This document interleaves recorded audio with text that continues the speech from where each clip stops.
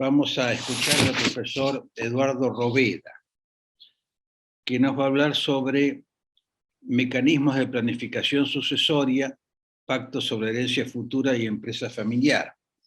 El profesor Eduardo Roveda, además de ser curador general de alineados de la Procuración General de la Suprema Corte de la Provincia, es profesor titular de Cátedra de Derecho de Familia en la Universidad Nacional de La Plata, también en la Universidad Nacional de La Matanza, también profesor en la Universidad de Buenos Aires, y es autor de varias decenas de ensayos y colaboraciones científicas, a la vez que ha sido participante en congresos y jornadas jurídicas.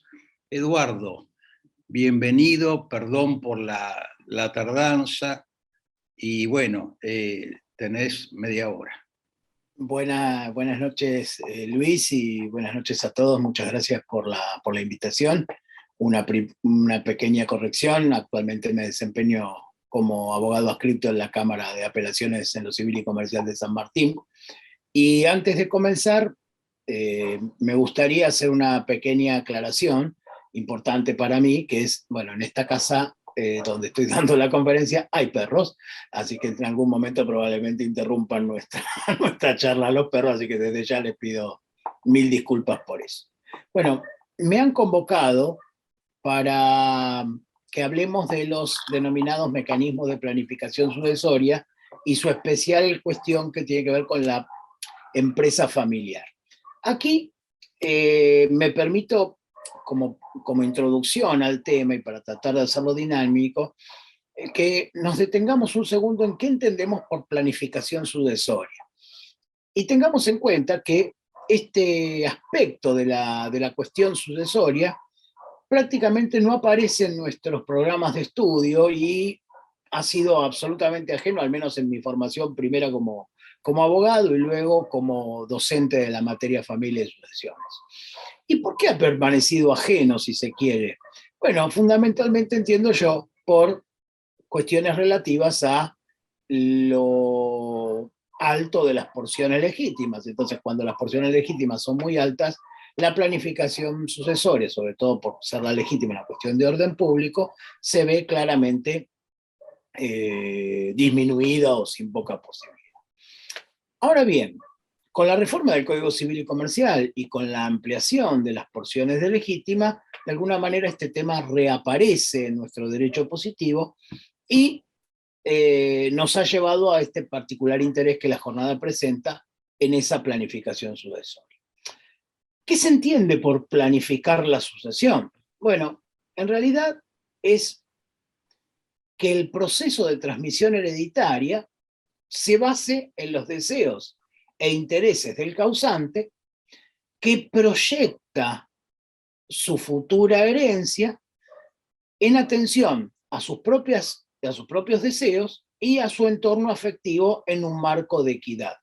Es decir, que planificar la sucesión implica necesariamente tener en cuenta, por un lado, los deseos de quien va a transmitir esos bienes hereditarios y fundamentalmente los límites que esa capacidad para disponer tiene en derechos como el argentino, que siguiendo el derecho continental europeo contiene porciones del equino.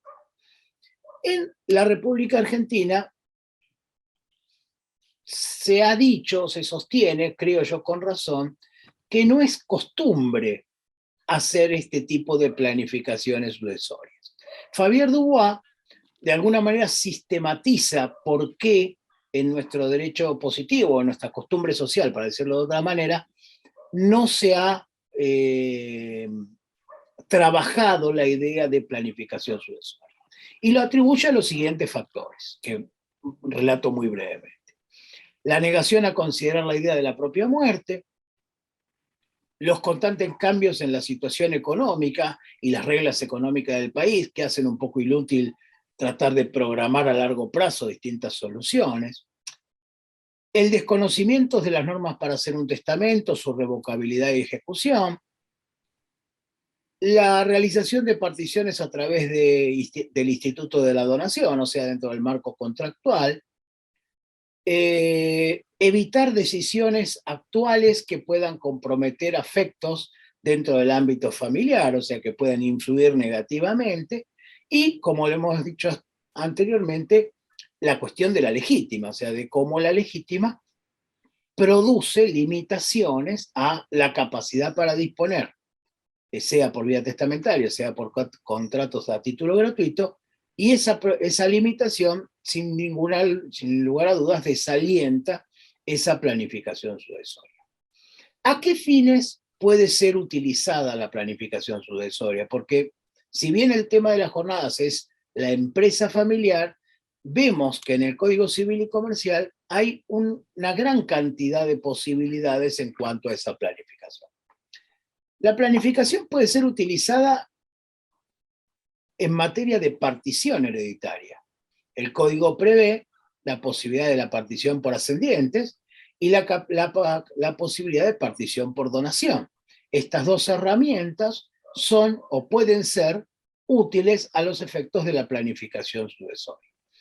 También puede ser útil a los efectos de la planificación sucesoria las normas que en el Código Civil y Comercial, que ya vienen en el derecho positivo argentino desde el año 1954, se establecen en materia de indivisión forzada, o sea, el causante puede imponerle a sus herederos, aún siendo estos legitimarios, la indivisión de determinados bienes de la herencia en determinadas circunstancias que no viene al caso analizar en este punto.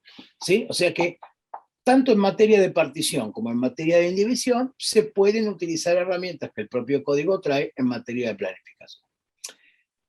La planificación sucesoria también puede utilizarse a los efectos de mejorar a un heredero legitimario.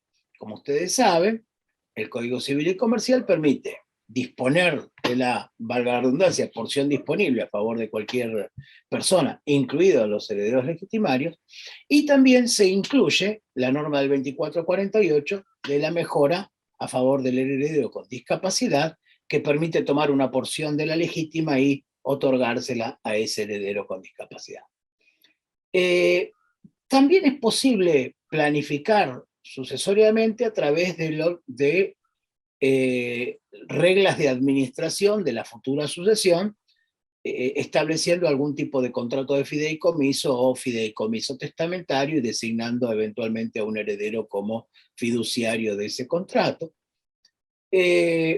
También puede planificarse la sucesión para beneficiar a un extraño, o sea, a una persona ajena al núcleo familiar.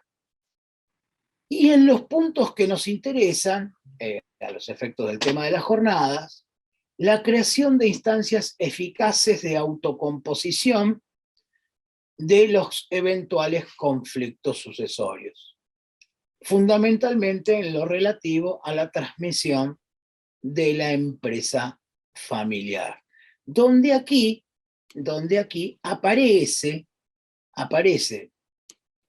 de manera muy interesante este concepto de empresa familiar y la necesidad de su protección, atento a su importancia socioeconómica.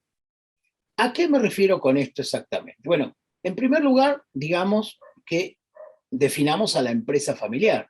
¿Qué se entiende por empresa familiar? Siguiendo a Mariana Iglesias, podemos definir a la empresa familiar cuando los integrantes de una familia dirigen, controlan y son propietarios de una empresa, la que constituye su medio de vida y tienen la intención de mantener tal situación en el tiempo y con marcada identificación entre la suerte de la familia y de la empresa. Es decir, que en la empresa familiar conviven intereses afectivos o socioafectivos, tomando las palabras de Aida de hace un rato, e intereses patrimoniales, o sea, llevar adelante una empresa con el fin de intermediar en el cambio y obtener una ganancia. Y en ese contexto tenemos que esas empresas familiares así constituidas, que pueden adoptar formas societarias o no, tenemos que el 90% de las pymes en la República Argentina son empresas familiares. O sea, son empresas constituidas por miembros de una familia. ¿Sí? Y en la Argentina existen más de 1 millón de empresas familiares, las que representan alrededor del 80% del tejido empresarial argentino. Ojo, y acá hay que prestar atención también, no necesariamente la idea de pequeña y mediana empresa es siempre asimilable a empresa familiar. Puede haber empresas familiares que sean grandes empresas, pero en general son pequeñas o medianas empresas. Ahora bien, ¿qué debilidades tienen estas empresas que se organizan desde este punto de vista familiar? Bueno, conviven en este tipo de empresas sistemas afectivos y sistemas económicos, en donde en muchas ocasiones lo afectivo prevalece sobre lo económico y muchas de las decisiones de la empresa implican confusión de límites, de fondos, de roles entre los miembros de la familia, la empresa y la propiedad de los bienes, ¿sí? O sea, hay ahí una fuente de conflictos en eso, ¿sí? En muchas ocasiones también este tipo de empresas es caracterizada por la falta de profesionalismo, que se suple con la idea de aquí siempre se hizo así, o por qué cambiar si nos está yendo bien, o cosas por el estilo, que después tienen un grave problema. Y finalmente, y tal vez lo más importante en el punto que nos ocupa, es que solo el 30% de ellas, las empresas familiares, pasa a la segunda generación. Y solo el 4% de ellas pasa a la tercera generación. Es decir, que en general este tipo de empresas se extinguen. ¿Y por qué se extinguen? Bueno, ahí hay varias causas que llevan a la extinción de las empresas familiares. Una primera causa, señala la mayoría de la doctrina, es que, en palabras de mi padre, serían algo así como de padres trabajadores nacen hijos cansados. O sea, en muchas ocasiones los hijos no tienen ganas de continuar con la empresa familiar, o la abandonan o la funden, o la quiebran. En otras ocasiones, la empresa se transforma en antieconómica, atento el creciente número de los miembros de la familia. O sea, una cosa es la familia nuclear y otra cosa son los descendientes de esa primera familia nuclear eventualmente. Y en otros casos empiezan a incidir en la toma de decisiones personas que no pertenecen al núcleo familiar directo y que eventualmente generan una serie de conflictos que la empresa familiar no puede resolver y terminan en su extinción, ¿sí? Yernos, nueras y demás que tienen cierta incidencia. ¿Cómo se plantea este tema el Código Civil y Comercial? Bueno, aquí encontramos, si se quiere, una intersección entre el derecho de los contratos y el derecho sucesorio. Y lo encontramos en el artículo 1010 del Código Civil y Comercial. ¿Qué nos establece? Bueno, en primer lugar, y como principio general, siguen estando prohibidos en el derecho argentino los pactos de herencia futura, en tanto ellos tienen un componente inmoral, si se quiere, en estar repartiendo los bienes de alguien que aún está vivo, ¿sí? Aún cuando quien está vivo participe de ese reparto, ¿sí? Sin perjuicio de esa prohibición genérica, el segundo párrafo del artículo 1010 nos da una pauta muy interesante que se ha incorporado al código apuntando a este tipo de empresas familiares. ¿Qué nos dice? Y leo. Los pactos relativos a una explotación productiva o a participaciones societarias de cualquier tipo, con miras a la conservación de la unidad de la gestión empresaria, o gestión empresaria, perdón, o a la prevención o solución de conflictos, pueden incluir disposiciones referidas a futuros derechos hereditarios y establecer compensaciones en favor de otros legitimarios. Estos pactos son válidos si no afectan sean o no parte del futuro causante y su cónyuge, perdón, si no afectan la legítima hereditaria, los derechos del cónyuge ni los derechos de terceros. Es decir, que el artículo 10.10 nos abre la posibilidad de contratar en materia de empresa familiar a los efectos de asegurar la continuidad de la gestión y el modo de resolver los conflictos si surgieren. Obviamente, siempre con el límite del orden público de la legítima hereditaria. ¿Es esta la única norma que atiende al principio de empresa familiar en nuestro Código Civil y Comercial y facilita la planificación sucesoria? Entiendo que no. Y voy a dar algunos ejemplos. En principio, debemos decir que el Código Civil y Comercial no establece una regulación especial sobre la empresa familiar. Sin embargo, hay un montón de normas, yo voy a enumerar algunas, nada más, no pretendo agotarlas, además se me está agotando el tiempo, que han favorecido o favorecen la creación de este tipo de empresas y la continuidad en su gestión luego de la muerte de alguno de sus partícipes. Un primer ejemplo es que la ahora Ley General de Sociedades permite a los cónyuges ser socios en cualquier tipo de sociedad que quieran encarar, ¿sí? Recuerden ustedes que en el Código Civil y en la ley de sociedades, la ley de contrato de sociedad, solo se permitían que sean socios en sociedades de responsabilidad limitada y en sociedades por acciones. Ahora se abre esa posibilidad. El Código de la Ley General de Sociedades mantiene a su vez la idea de sociedad unipersonal. Se mejora, a mi entender, el régimen de las sociedades de hecho, lo cual facilita la continuidad, en tanto permite la oponibilidad de los contratos entre los socios dentro de las sociedades irregulares. Este artículo 10.10, segundo párrafo que les acabo de leer, a mi entender, reconoce el valor del protocolo de empresa familiar como fuente de solución de conflictos, ¿sí? Además, y facilitando la no incidencia de personas ajenas al núcleo familiar primario, se permite acordar el régimen de separación de bienes en los artículos 446, inciso D primero, y después 505 y siguientes del Código Civil y Comercial.